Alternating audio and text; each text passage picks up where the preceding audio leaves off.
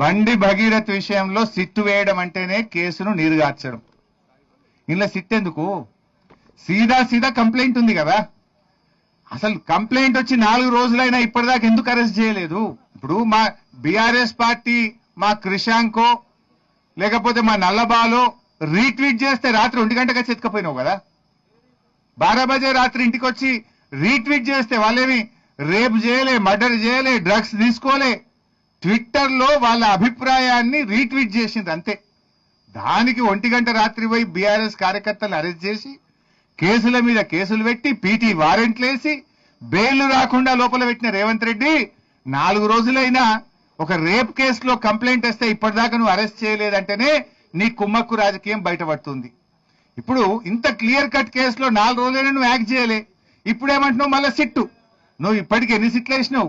10 సిట్లు వేసిండు రేవంత్ రెడ్డి. ఒక్క సిట్ అన్నా ఇప్పటికేమైనా రిపోర్ట్ ఇచ్చిందా?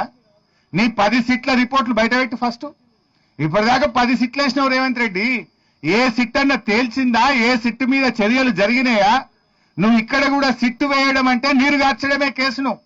ఉద్దేశపూర్వకంగా కుమ్మక్కై నువ్వు ఇలా ఈ సిట్టు వేసి కేసును నీరుగార్చే ప్రయత్నం చేస్తున్నావు. లీగల్ ఇస్తాను. ఇప్పుడు ఇంకోటి ఉంటది. నా డౌట్ ఇవాళ ఏంటంటే పార్లమెంట్ ఎన్నికలు రాగానే అప్పుడు సిట్ వేసిండు కదా, ఏది టెలిఫోన్ ట్యాపింగ్ లీకులు వస్తాయి. ఇట్లా అయిందట అట్లా అయిందట, సినిమా యాక్టర్లు అయిందని. మళ్ళా పార్లమెంట్ ఎలక్షన్ కాగానే తప్పు సినిమా యాక్టర్లు ఎవరు ట్యాప్ కాలేదు అని మళ్ళీ ప్రభుత్వమే చెప్పింది. మున్సిపాలిటీ ఎన్నికలు రాగానే మళ్ళీ సిట్టు లీకులన్నీ వచ్చినాయి. అలేవో మొన్న ఎలక్షన్లు అయిపోయినాయి, బంద్ అయింది. ఇప్పుడు బండి సంజయ్ గారిని కాపాడడానికి ఇవాళ పొద్దుకో రేపో మళ్ళీ లీకులు ఇస్తారు. ఇట్లా అయిందట అట్లా అయిందట, ఇందులో A1 ఈయనట, A2 ఈయనట, ఆయన పేరు పెట్టిరట, ఈయన పేరు పెట్టిరట అని రేవంత్ రెడ్డి ఎప్పుడు అవసరం ఉంటే అప్పుడు వాడుకుంటాడు దీన్ని. Leak master. మళ్ళీ ఇవాళ రేపో లీకులు ఇస్తాడు. ఇక లీకులు ఇచ్చి చర్చ పక్కదారి పట్టాలి. అసలు విషయం ప్రజలు మాట్లాడుకోవద్దు. ఎలక్షన్లు రాగానే లీకులు యాడికొస్తాయి. రేవంత్ రెడ్డి ప్రభుత్వం డిఫెన్స్ లో పడంగానే లీకులు గుర్తొస్తాయి. లేదు ఏదన్నా ఒక అంశాన్ని దారి తప్పియాలి, విషయాన్ని చర్చ పక్కదారి పట్టాలనగానే లీకులు. సినిమా ఏదో టీవీ సీరియల్ నడిపినట్టు 2.5 ఏళ్ళ ఏం తెలిసింది ఉన్నది అంటే ఇదంతా కూడా డ్రామా కంపెనీ.